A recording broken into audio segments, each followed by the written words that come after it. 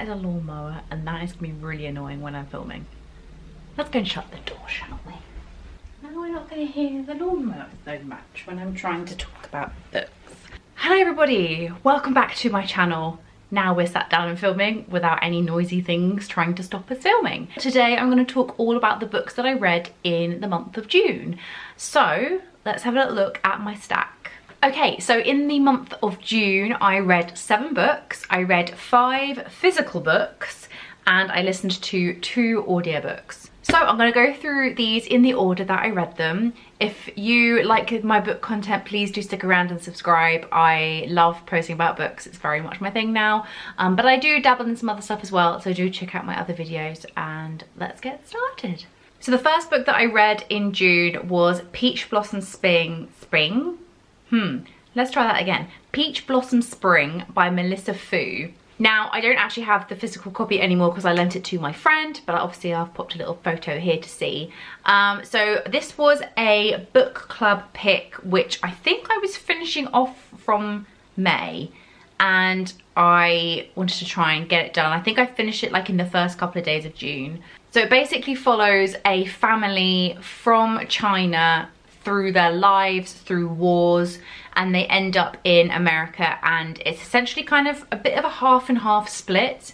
So we kind of, the first half of the book is predominantly set in China during the Second World War as the Japanese are taking over the country, and we are following this family who are basically trying to survive and not die. And we have got a mother and her son, and it's very much just them. The dad is nowhere to be seen. We think he's died, but we never really kind of, there's no confirmation of that. It's her and her husband's brother and his family, and them just trying to navigate their life and try and basically settle down somewhere. But obviously things are kind of getting in the way, and then eventually the son ends up growing up and he goes to America, and he settles down there and he meets someone and starts his own family, and it's essentially kind of their journey as a family through all of this horrific stuff that goes on. And it's really interesting because there's a lot of stuff that I didn't personally know about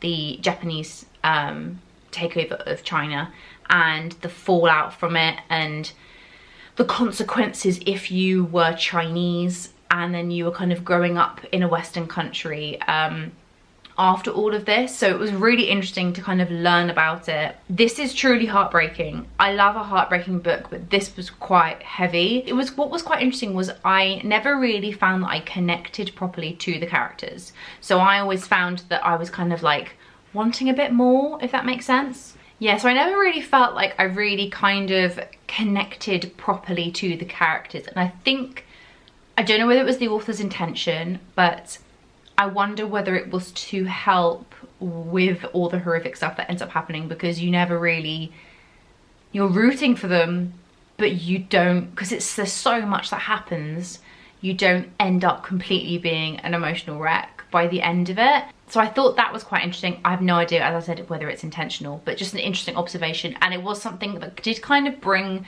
my rating down slightly. I love character-driven books as much as plot-driven books. And I feel like when I have a character-driven book, I really need to connect those characters for it to be a 5-star read. And this obviously wasn't the case here. I think what's really interesting as well is this book and this story is based loosely on the author's family life, which I thought was really interesting.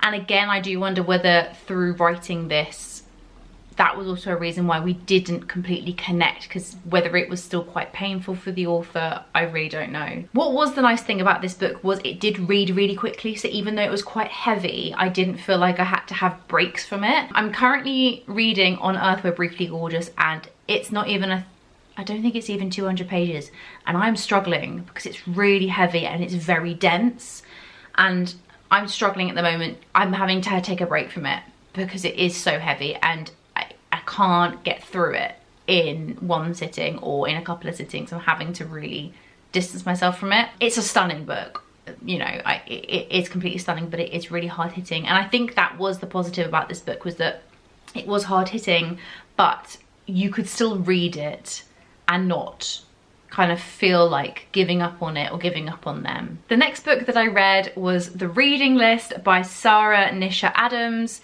Oh my god, this book has my whole heart. Oh, hi. I love books about books anyway, so this was always going to be, you know, a pretty good book in my eyes. But the characters are so juicy and lifelike, and oh my god, they're so charming, and they have their flaws, but they're just wonderful regardless of their flaws. And I love the relationship that blossoms with our two main characters. So basically the book is set around a library in Harrow, and it basically follows two characters. One who is a young teenage girl who is working at the library before she kind of goes off to college, I think, or is it uni? I can't remember, or just going on. She's kind of taking a bit of a gap year. And then the second character is this wonderful South Asian character. He's an older man, he's recently lost his wife, and he's still kind of reeling from the effects of that. And it's essentially how these two non-readers become readers and also become friends, and they're the most unlikely friends. And there is a lot that kind of goes on with these two characters.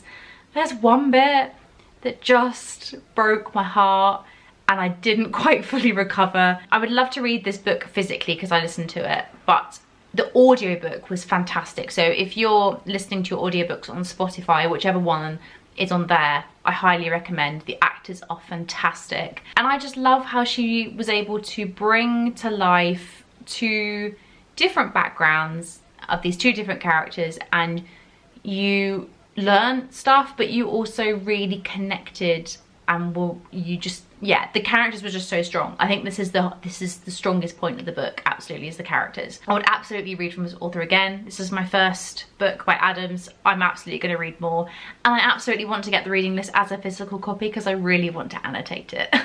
The next book that I read was such a throwback and I loved it. Alexa, stop. Alexa, stop. What on earth is going on? So I read the second Stargirl book in the Stargirl series. I've been meaning to get to this book for at least, how old am I? Like 15 to 18 years. So the second book is called Love Stargirl, and it's, if you don't know the Stargirl series, basically the first book, I won't spoil anything, is about a girl who goes from being homeschooled to going into the public school stream, and she is set in America, and she meets a boy, and it's basically their love story.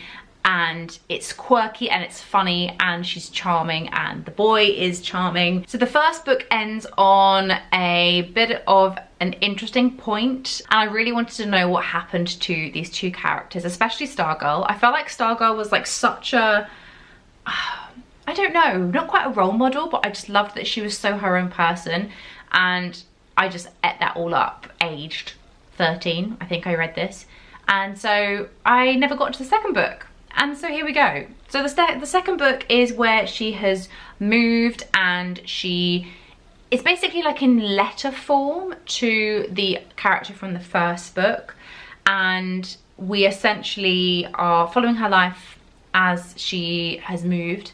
And it's quite interesting because there's some really nice characters that come into play.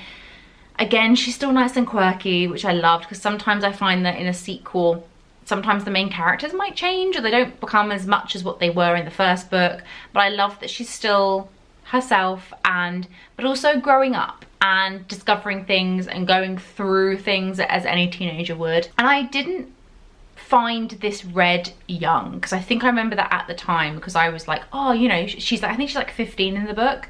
And as a 13-year-old reading that, I was like, oh my god, this is amazing. And I like the fact that it didn't, that obviously didn't change, because I am reading some middle grade books at the moment, and I do find they are reading quite young, and I can't obviously enjoy it as much as I probably did when I was younger. But this book I did really enjoy. So there was just a couple of things that brought it down. I gave this a 4 stars, and the main reason why is just found it dragged a little bit. Like, it did start to become a bit samey, and I was just waiting for something to happen or to get a bit of a move on, and it just took its time. And I think I didn't think that this book needed to be as long as it did, because I swear it was like 288 pages. That's not long, but it felt long when I was listening to it. I don't know whether it was the book or whether it was the audiobook, I don't know. But I did really enjoy it. It was such a throwback, and I just love this series. But I'm glad I finished it, so I can now tick it off my series to finish challenge that I'm failing at quite a lot.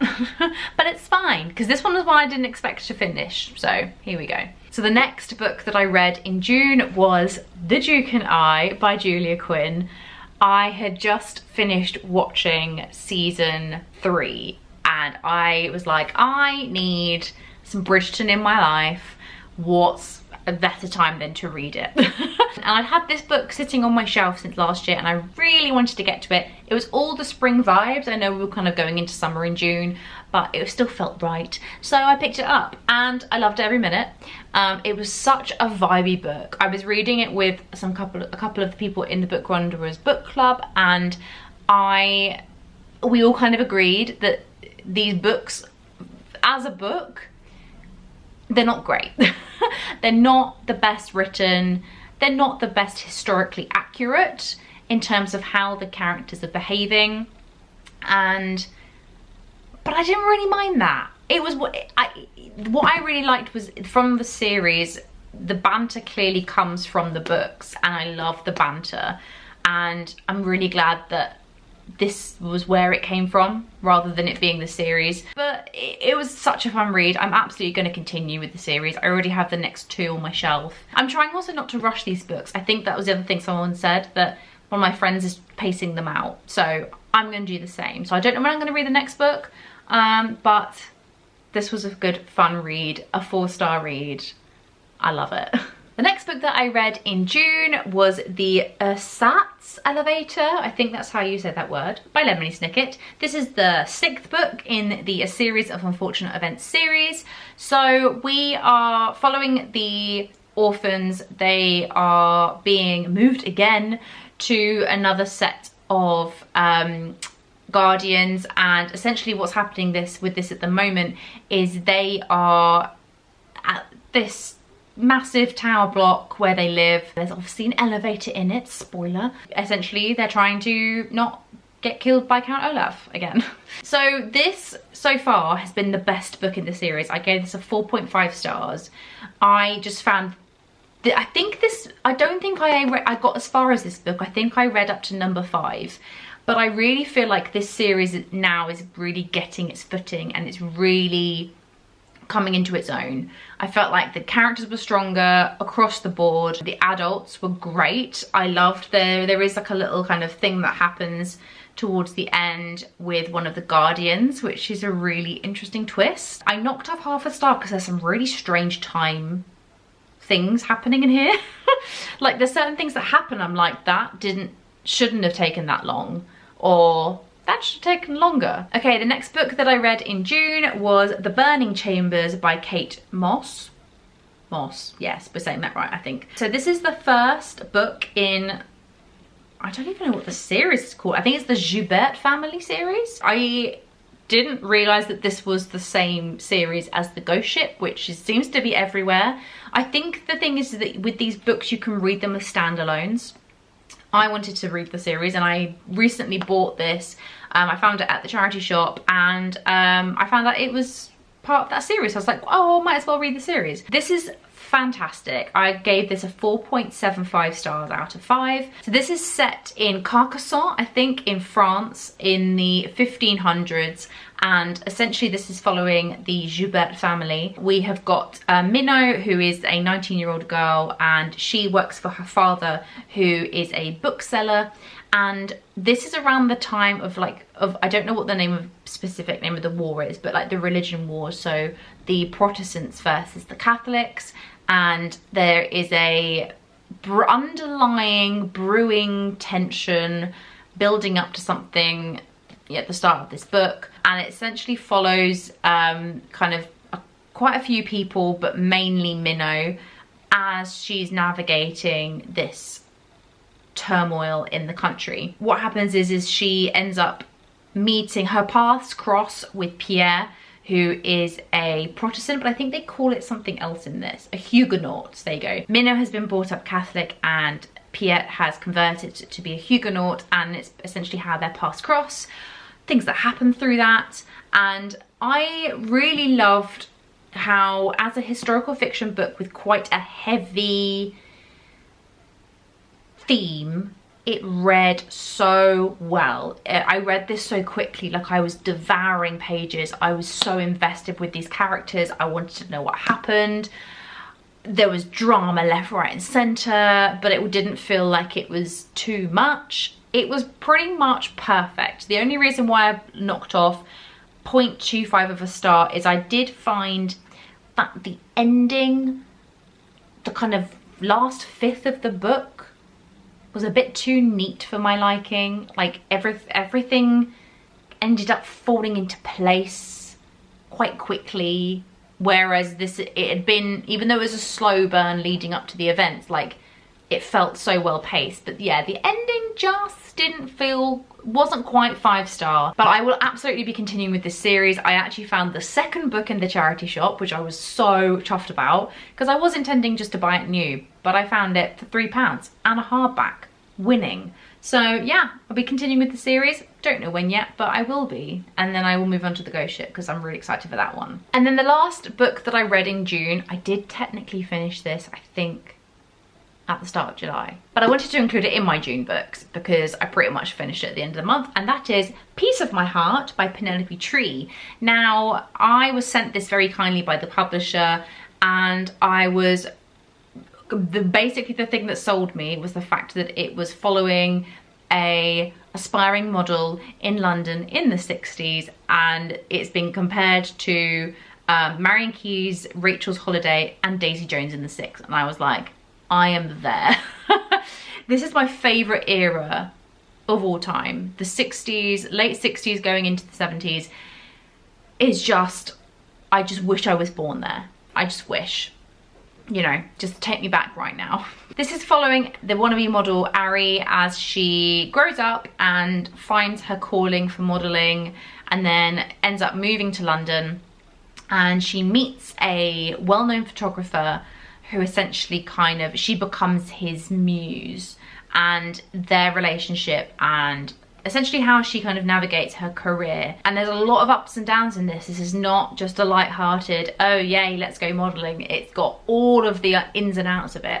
Now, Penelope Tree was a model herself, and she was also David Bailey's muse. So I'm feeling like this is a semi-truthful fiction. Do you know what I mean? I feel like there's a lot that's been taken on from her actual life. It's a really interesting read. Like it's definitely something, there were points that, you know, I loved reading about the fashion, about the photo shoots, and she traveled the world, but there are some really kind of dark and emotional moments in this, and I think this is what evens this book out so well. A bit like Daisy Jones, so I can see the reference there, absolutely. I did feel slightly disconnected from the main character. Again, I feel like this is a theme here, like I was talking about with Peach Blossom Spring, where the author has an emotional attachment to the story, and I feel like the same was with this, and we never really connected to Ari completely. There's some brilliant side characters in this, but I just felt like it did flow really well, so I didn't overly mind it. The thing that kind of made me knock off a star for this and give it a 4 stars was I found the ending just fell a little bit flat for me. I just found that it wasn't even a cliffhanger for a second book. It just kind of stopped, and I was like, oh, that's the ending. So that was the only thing that made me kind of knock off a star. I wanted to see what happens to her, and it wasn't a clear indication that there's going to be a second book. So I don't know, who knows? If there is a second book, I would definitely pick it up. There we go, those are all the books that I read in June. I really hope you enjoyed hearing about all the books that I read. I'm now going to very quickly do my little kind of wrap up of what I intended to read, because I did really enjoy doing that last time, and just kind of being a bit curious as to what was actually on my June TBR compared to what I read. So on my TBR, I had On Earth We're Briefly Gorgeous. I did start that in June, but as I said, I've taken a break from it. So that will probably carry on into maybe August. I'm not sure if I want to get to it this month. I'm currently doing Summerween and I'm loving every minute of it. So I don't think that's going to really fit. So I'll probably finish that in August sometime. So that'll probably be in an August wrap up. So I did technically get to that. The Duke and I did get to that. So that's a tick. Eat, Pray, Love, I didn't get to that. I do need to get to that at some point. The film is one of my favourite films of all time and I'm desperate to read the book. So didn't get to that. I didn't get to The Night She Disappeared, so that's a no. I did get to The Burning Chambers, hooray. And I did get to Piece of My Heart, excellent. And I didn't get to Fourth Wing. This book has been on my TBR for so long.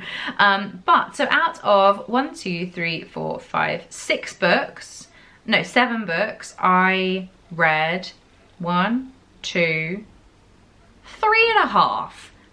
I'm happy with that. That's about half. Thank you so much for watching. If you like this video, please give it a thumbs up and comment down below if you read any of these books or if you would like to get to any of them at some point. Also, let me know whether you achieved your TBR for last month. I'm always really intrigued to hear what people are reading and what they actually ended up reading. Have a great day and I will see you in my next video. Mwah. Bye.